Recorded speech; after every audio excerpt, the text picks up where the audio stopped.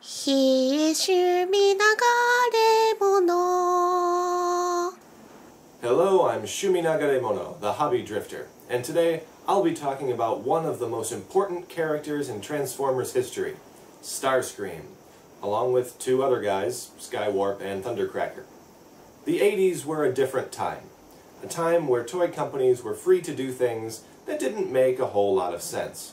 Like, for example, releasing 3 figures, identical except for the paint and stickers, and make one of them a central character, while relegating the other 2 to glorified background filler. Yeah, Skywarp and Thundercracker being repaints of Starscream is a tradition at this point, a tradition that fans demand be upheld, and are willing to be gouged to keep upheld. But it's a tradition based on Hasbro being exceedingly cheap in the 80s. Unless my DVD set is missing an episode somewhere, it's never even mentioned that, for some reason, there are no less than 9 other Transformers that look like Starscream in other colors. And this is the only time it happens. Yeah, Prowl, Bluestreak, and Smokescreen all use essentially the same mold, but they're given such different decos that you'd likely never even notice.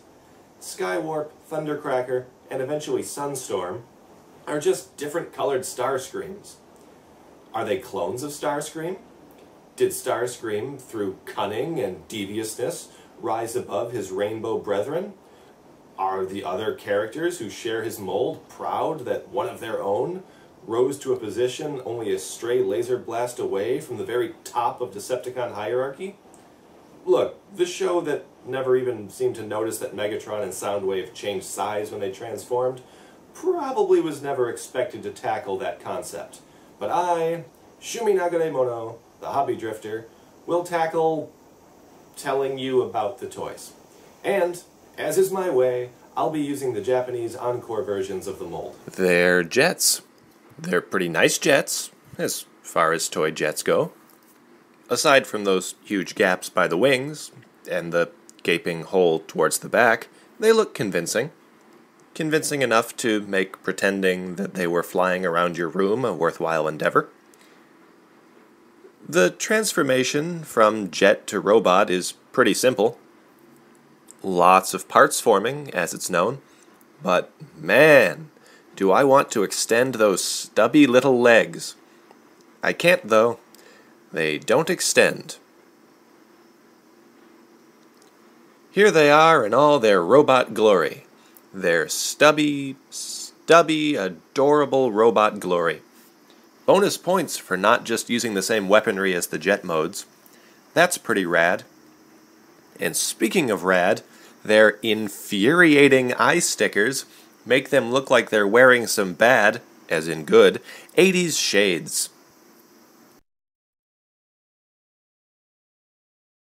These don't appear to stand the test of time. With Robot Masters, Classics, and Masterpiece around, it'd be simple to say that the original Seekers are just surplus to requirements. But back in the 80s, they're all we had.